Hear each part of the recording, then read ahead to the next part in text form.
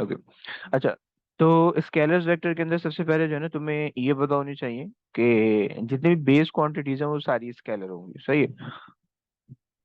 तो हमने बोला कि भाई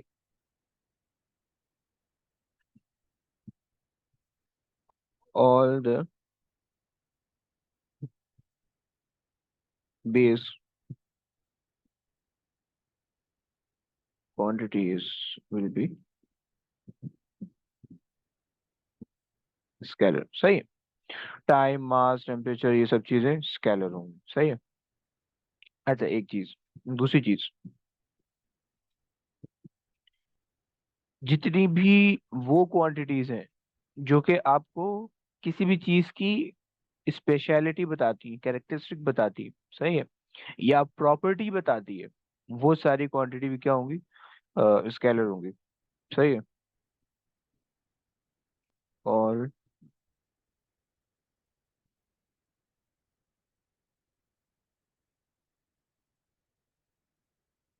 the quantities that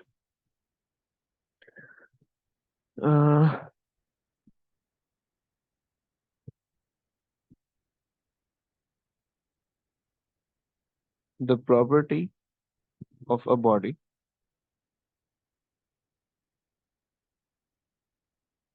will be scalar, सही है। तो ये हमारे पास जो है दो कहानियों का, ये सारी जो है हमारे पास स्केलर है, सही। तुम लोग को पहले पहली चीज के बारे में, पहले पॉइंट के बारे में तो बताई कि भाई जाहिर बात है, जो भी आपके पास लेंथ है, मास है, और आपके पास अल्लाह भला करे आपका टाइम है, टेम्परेचर है, मोल्स हैं, सही है, और करंट हो गया, सही है। तो ये सारी चीजें आपके पास क्या हो गई, स्केलर हो गई, सही है। अच्छा जी, फिर इसके अलावा आपके पास जो है ना प्रॉपर्टीज ऑफ द बॉडी, सही है। प्रॉपर्टीज के अंदर जैसे कि मास है, प्रॉपर्टी बॉडी की, सही है, स्केलर होती है, सही है। इसी तरीके से चार्ज है, किसी भी ऑब्जेक्ट पे कितना चार्ज है, ये उसकी प्रॉपर्टी है, सही है। इसी तरीके से किसी भी ऑब्जेक्ट का स्प्रिंग कांस्टेंट है, ये उसकी प्रॉपर्टी है, सही है। और किसी भी ऑब्जेक्ट का यंग मॉडुलस है, ये उसकी प्रॉपर्टी है, सही है। तो जितनी भी प्रॉपर्टीज होंगी वो सारी स्केलर होंगी, सही है। और उसके अलावा जो है जो हमारे पास फिर वेक्टर क्वांटिटीज होंगी, उसमें फिर हम ये कहेंगे कि भाई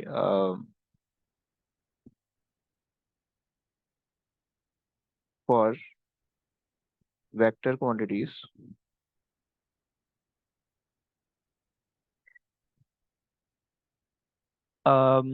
हमें जो है ना अगर हमें वेक्टर क्वांटिटीज को थोड़ा देखना है तो हमें ये करना पड़ेगा कि भाई अगर मेरे पास कोई एक क्वांटिटी है क्यू, सही है, और वो किसी दो क्वांटिटी से मिलके बनी है ए एंड बी से, सही है। ए मल्टीप्लाई बाय बी से वो मिलके बनी है, सही है। तो अब बेसिकली ये जो क्वांटिटी क्यू है, ये डिपेंड करेगी क्वांटिटी ए और क्वांटिटी बी पर, सही है। अगर अब इनकी तीन सिनेरियो हो सकते हैं, सही है, कि या तो दोनों वेक्टर हो, या दोनों स्केलर हो, या दोनों में से कोई भी एक वेक्टर हो, सही है। तो ये तीन सिनेरियो पॉसिबल है, सही है। तो पहले अगर हम ले ले दोनों स्केलर हैं, सही है, ए एंड बी और A and B are scalar, सही है। तो अगर दोनों ही स्केलर है तो फिर क्वांटिटी क्यू भी स्केलर ही हो जाएगी, उस पे वेक्टर रहने का कोई वो रहता नहीं है, सही है। सो क्यू आपके पास क्या होगी, स्केलर हो जाएगी, सही, पहली कंडीशन हो गई। फिर अगर आपके पास जो है, अगर आपके पास क्वांटिटी क्यू है, सही है, और आपके पास जो है एक वेक्टर है और एक स्केलर है, सही है, किसी भी एक के पास डायरेक्शन है, सही है। तो उस वजह से जो है किसी भी एक क्वांटिटी में, यानी क्यू की जो क्वांटिटी है ए एंड बी, उनके पास किसी भी एक के पास जो है डायरेक्शन है, तो उसकी वजह से उसकी क्वांटिटी क्यू के अंदर भी डायरेक्शन आ जाएगी, सही है। तो इस वजह से क्यू बिकम वेक्टर, सही है, क्योंकि डायरेक्शन आ जाएगी तो वेक्टर हो जाएगी, सही है। अच्छा, फिर उसके बाद जो है अब अगर मेरे पास तीसरा सिनेरियो है, और तीसरा सिनेरियो ये है कि अगर मेरे पास दोनों वेक्टर है, सही है। तो अब अगर मेरे पास दोनों वेक्टर हैं तो फिर क्या सिनेरियो होगा? तो अब इसके अंदर भी जो मेरे पास आउटपुट आ रहा होगा वो मेरे पास स्केलर की फॉर्म में आ रहा होगा, सही है।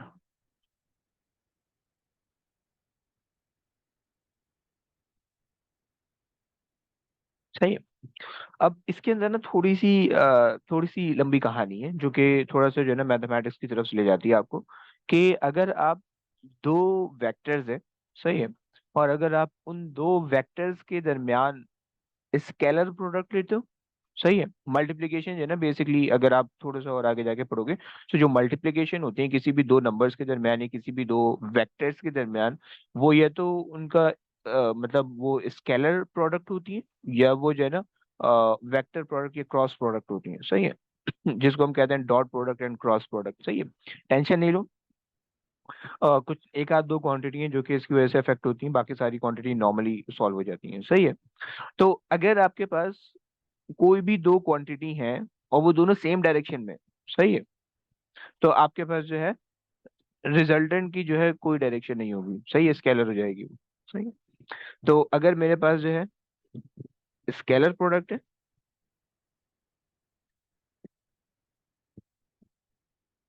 तो वो मेरे पास क्या हो जाएगा फिर? स्केलर क्वांटिटी, सही है। मैं इन दोनों को जब मल्टीप्लाई करूंगा तो मेरे पास जो नंबर आएगा वो एक स्केलर की फॉर्म में आएगा, वेक्टर नहीं आएगा, सही है। और अगर मेरे पास क्रॉस प्रोडक्ट है, क्रॉस प्रोडक्ट का मतलब है कि दो क्वांटिटी एक दूसरे के परपेंडिकुलर है, सही है।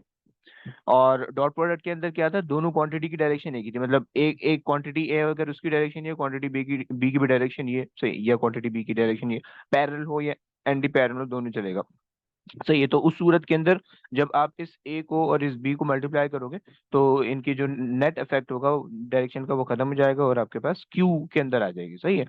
या अगर आपके पास नहीं, चलो सही है, सही है, तो क्यू आपके पास जो है फिर उस कंडीशन के अंदर स्केलर क्वांटिटी बन जाएगी, राइट। और अगर आपके पास जो है, अच्छा इसकी क्या एग्जांपल होगी, अभी फिलहाल दे रहा हूँ, आगे जाके जो है दोबारा से वो आ जाएगी। जैसे कि आपके पास वर्क डन होता है, सही है, वर्क डन में हम क्या कहते हैं कि force multiply by the displacement in the direction of force, सही है।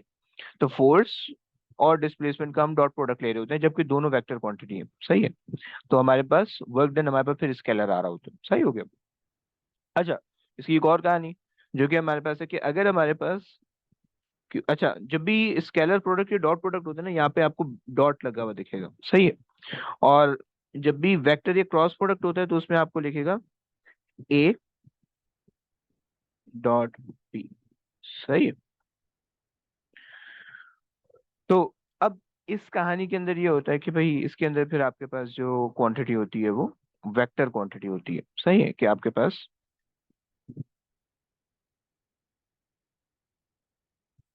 क्रॉस प्रोडक्ट हो गया, सही है, और ये आपके पास क्या आ जाएगी?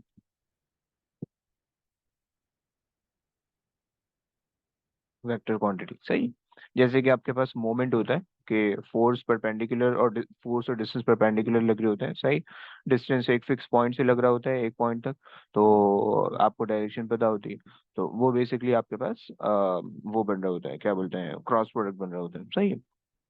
तो आपके पास जो है ये कुछ एग्जाम्पल थी, ये कुछ रूलिंग थी जो कि हम कर रहे होंगे जब हम स्केलर और वेक्टर को सॉल्व कर रहे होंगे, सही होगा।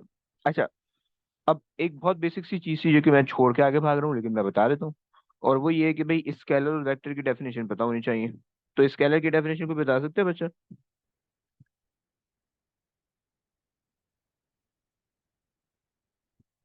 हाँ जी, एनीबडी एनीबडी? सर उसमें सिर्फ मैग्नीट्यूड और यूनिट होता है। ओके, और वेक्टर के अंदर? मैग्नीट्यूड, यूनिट और डायरेक्शन। वेरी गुड, सही है। Quantity that contain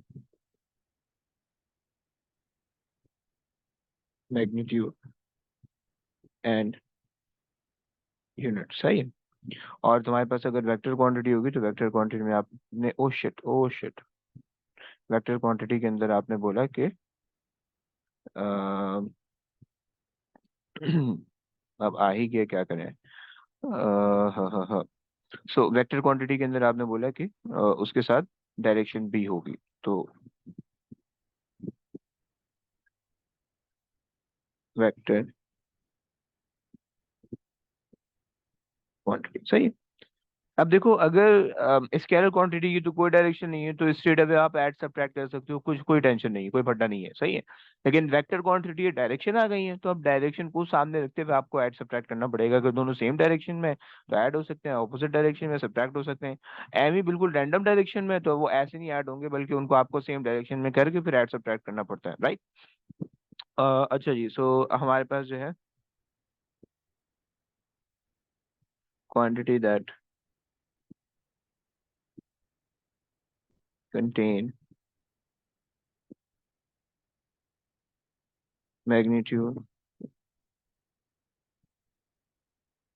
direction and unit, सही है। और कभी कभार जो है ना पेपर में इसकी डेफिनेशन पूछ लेते हैं, कभी डिफरेंस बिटवीन पूछ लेते हैं, तो दोनों के अंदर ये सिनेरियो लिखो, चल जाएगा, सही है। चलो, ये कहानी तो हो गई हमारे पास। अच्छा, तो अब हमने जो है ना यहाँ पे जो भी क्वांटिटीज हमने देखी थी पिछली वाली क्लासेस में, हम जरा ना उनके आगे लिख लेते हैं कि वो स्केलर होनी चाहिए या वो वेक्टर होनी चाहिए, सही है। तो ये हमारे पास आ गया फॉर्मूला, और ये हमारे पास आ जाएगा इनके डिराइव यूनिट्स, और ये आ जाएंगे इनके बेस यूनिट्स,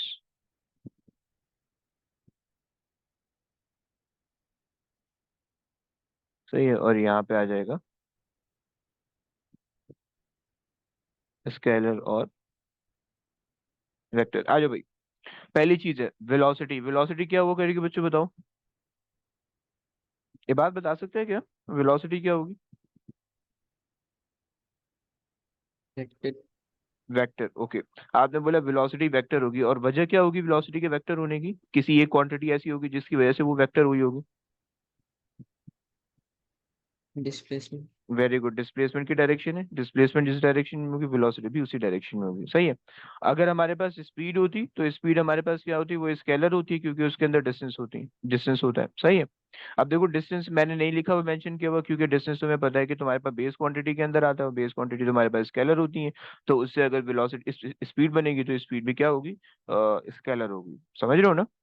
अच्छा, चलो आगे चलो, मोमेंटम बताओ। मोमेंटम, अरे मोमेंटम बताओ क्या होगा, स्केलर होगा वेक्टर होगा? तो वेक्टर।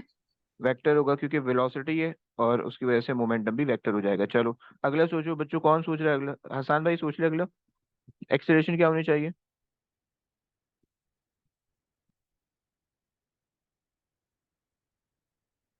एक्सेलरेशन में आपके पास, एक्सेलरेशन वेक्टर। वेरी गुड, क्योंकि वेलोसिटी आपके पास है, वेलोसिटी की डायरेक्शन होगी, उसकी वजह से एक्सेलरेशन की डायरेक्शन होगी, सो आपने बोला वेक्टर है। खुलूल, अगला सोचोगी।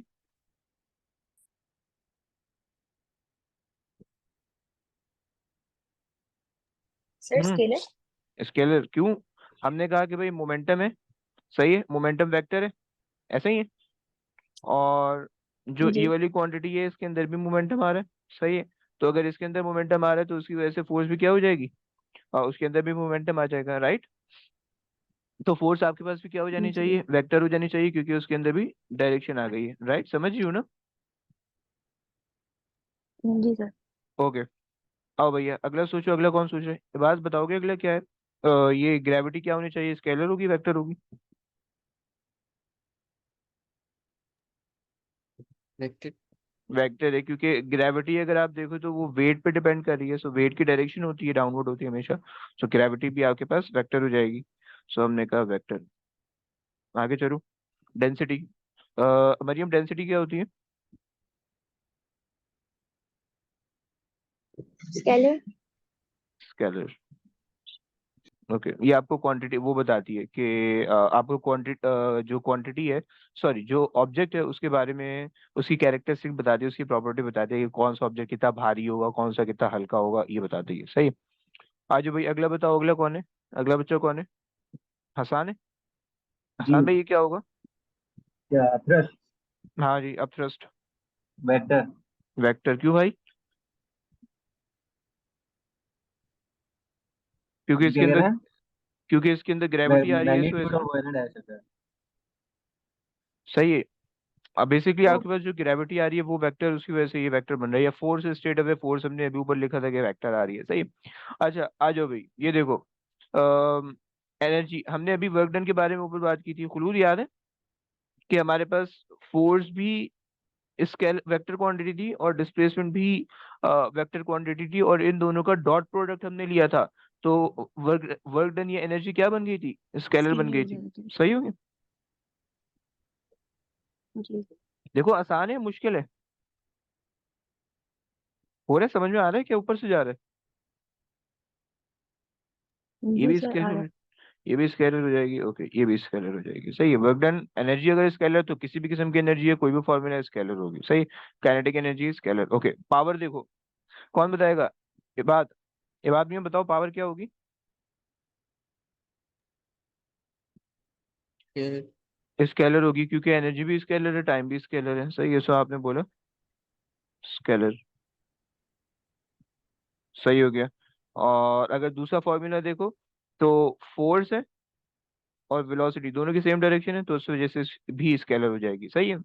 आ जाओ भी, मोमेंट। मरियम, मोमेंट का मैंने कुछ बताया था ना ऊपर, कि वो मोमेंट के अंदर फोर्स और परपेंडिकुलर डिस्टेंस हो रहा होता है। सही है, तो वो आपको एक डायरेक्शन में, एक पर्टिकुलर डायरेक्शन में घूम रहा होता है वो, तो मोमेंट हम क्या लिखेंगे, वेक्टर। वेक्टर लिख देंगे। ओके। अच्छा जी, हसान भाई, स्प्रिंग कांस्टेंट क्या हो सकता है आपके ख्यालों में।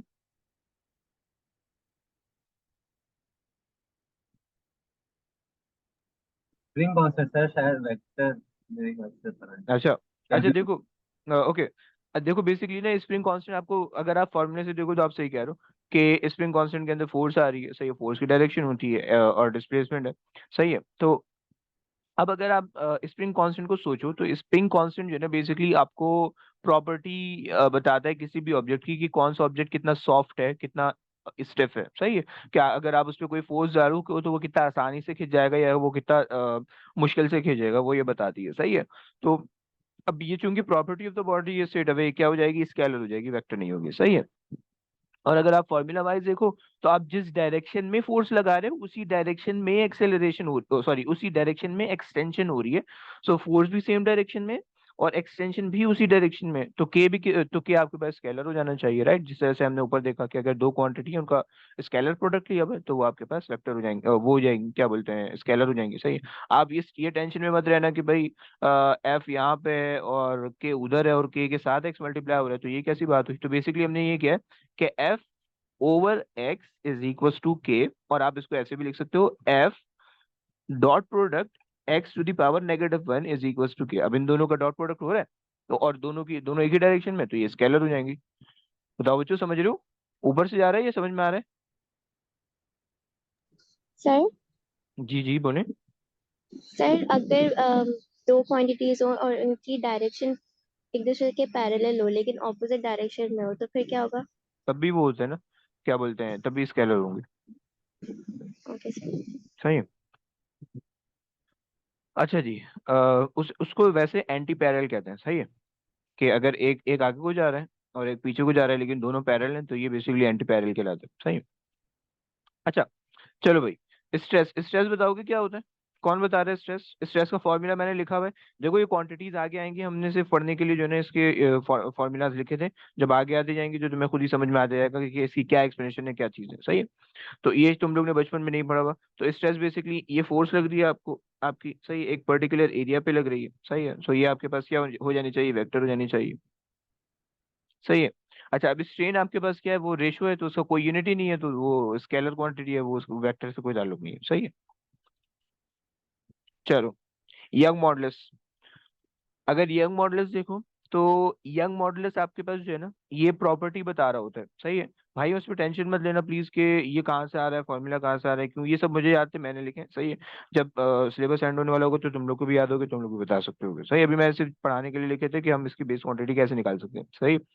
अच्छा जी, तो यंग मॉडुलस के अंदर क्या होता है, अब देखो यंग मॉडुलस भी आपको प्रॉपर्टी बताता है ऑब्जेक्ट की। सही है, ये अगर आप इसके फॉर्मूले में देखो, तो फोर्स आपके पास क्या है, उसकी डायरेक्शन है, और जिस डायरेक्शन में आप फोर्स लगा रहे हो उसी डायरेक्शन में एक्सटेंशन होगी, या उसके ऑपोजिट डायरेक्शन एक्सटेंशन होगी। सही है। तो बेसिकली आपके पास क्या है, फोर्स और इसकी डायरेक्शन है, तो अब आपके पास जो है और बाकी दोनों चीजें स्केलर है, तो फोर्स और एक्सटेंशन तो मिलके स्केलर बन जाएंगी, और बाकी चीजें भी स्केलर है, तो आपके पास जो रिजल्ट आ रहा होगा वो स्केलर आ रहा होगा। सही हो गया, स्केलर आ गया। चलो, स्ट्रेन एनर्जी है, आग बंद करके लिखो स्केलर, क्या है, कोई भी फॉर्मूला हो। ओहो सॉरी, स्केलर हो गया। प्रेशर, बच्चों बताओ प्रेशर क्या होगा, ये बात बता सकते हो प्रेशर क्या होगा, स्केलर होगा या वेक्टर होगा? वेक्टर। वेक्टर है। अच्छा, अब देखो ये प्रेशर में जो है ना एक फड्डा है। सही है, प्रेशर बेसिकली स्केलर होता है, वेक्टर नहीं होता, क्योंकि प्रेशर की कोई डायमेंशन नहीं होती। अगर आप पानी के अंदर कूदो, सही है, तो आपको आपकी बॉडी पे हर डायरेक्शन में प्रेशर फील होता है, ऐसे ही होता है। सिमिलरली अगर आप हवा में बैठे हो, तो आपके बॉडी के ऊपर जो प्रेशर लग रहा है वो हर डायमेंशन के अंदर लग रहा है। सही है, मतलब आपके पास कोई डायमेंशन नहीं है कि जिस डायमेंशन के अंदर आप बता सको कि हाँ भाई इस पर्टिकुलर डायमेंशन में लग रहा है प्रेशर। सही है, तो आप ये नहीं कह सकते कि भाई प्रेशर स्केलर हो गया। अगर आप फॉर्मूला देख रहे हो तो फॉर्मूला से आपको ये लग रहा होगा कि भाई वेक्टर होना चाहिए। लेकिन बेसिकली सीन ये होता है कि भाई आपके पास ये जो है अ,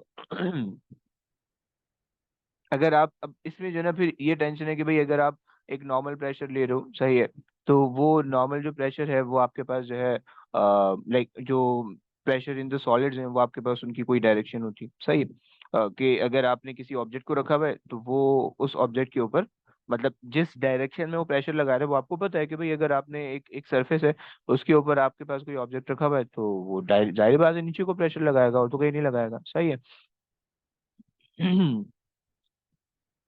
अच्छा, सिमिलरली अगर आपके पास कोई एयर प्रेशर है तो अब उसके अंदर ये सीन है कि भाई आपके पास जो है वो किसी भी डायरेक्शन में लग रहा होता है। सही है, एयर प्रेशर या नॉर्मल वाटर का प्रेशर है वो किसी डायरेक्शन में, गैसेस के अंदर जो प्रेशर होते हैं वो भी किसी भी डायरेक्शन में लग रहे होते हैं। सही है, तो अब इसके अंदर जो है ना ये टेंशन है। तो अब इसके अंदर कुछ लोग कहते हैं कि भाई ये प्रेशर है, प्रेशर स्केलर है या प्रेशर वेक्टर है। सही, तो अगर आप इस फॉर्मूले के हिसाब से देखो तो वो आपके पास वेक्टर है, और अगर आप मतलब प्रेशर इन सॉलिड जो होता है वो वेक्टर होता है क्योंकि उसकी डायरेक्शन आपको पता है। सही है, लेकिन प्रेशर इन लिक्विड और ये दूसरी चीजें जो है वो आपके पास स्केलर होती हैं। सही है, तो ये सारे फटते हैं। सही है, समझ रहे हो? हाँ भैया बोलो, क्या चीज समझ में आई, आई नहीं आई?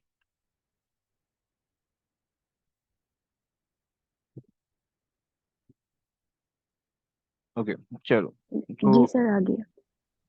हम फिलहाल इस वाले प्रेशर के आगे लिख रहे हैं कि this is the vector if you look at the formula.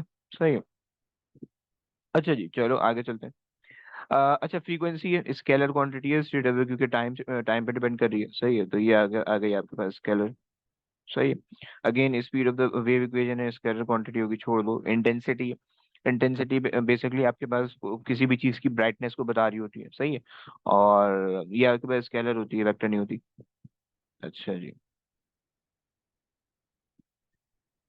Scalar हो गई। सही है, अच्छा चार्ज, चार्ज भी मैंने बताया था कि चार्ज भी आपके पास एक प्रॉपर्टी को बता रहा होता है ऑब्जेक्ट की, तो ये भी आपके पास क्या हो जाएगी, charge is also scalar quantity.